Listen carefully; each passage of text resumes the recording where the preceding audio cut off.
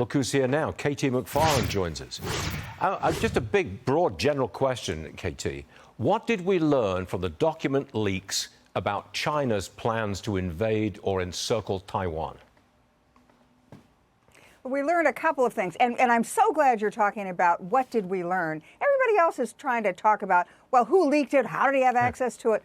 Let's just look at what was leaked. Number one, there are three main takeaways, and the first one is that we're losing the arms race. That China and Russia, but China has developed a whole new class of weapons. They're called hypersonic weapons. The United States doesn't have those weapons. We don't have any defense against those weapons. What we've also learned is that the Pentagon doesn't think that Ukraine is going to win this war. And then finally, it's, what about Taiwan? What we're learning is that, number one, Taiwan has bought weapon systems from the United States, but we haven't delivered them.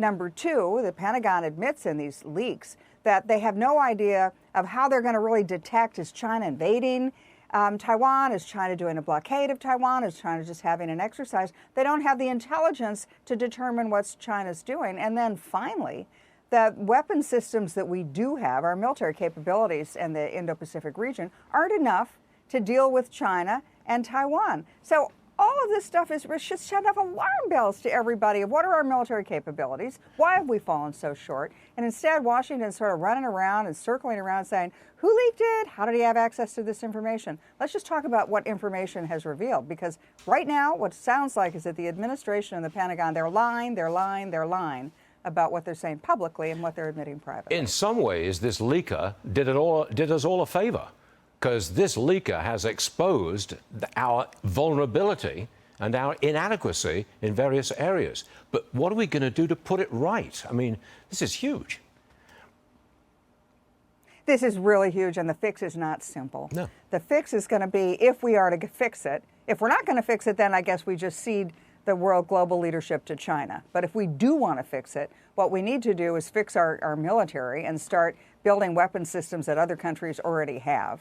Number two, we need to invest in research and technology. We're not doing any of the stuff that we did even during the Reagan administration, the R&D investment.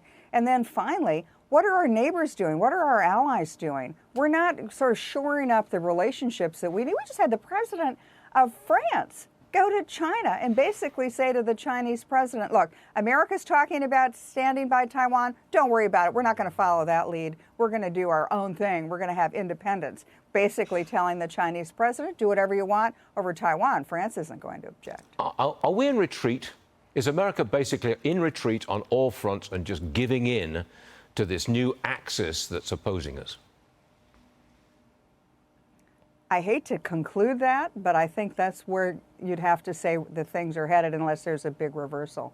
China has looked at the global south. That's where all the economic growth is going to come from. It's Latin America, it's South America, it's Africa, it's the Indo-Pacific region, the global south. And China's made a real bid for that part of the world and global leadership of that part of the world. And they've told the leaders of those countries, look, let China stand guard on the world stage. Let China be the global leader and set the rules. You can do whatever you want in your own domestic economies and governance and culture. We're not going to be like those Americans to try to boss you around. Do whatever you want, but China sets the global rules.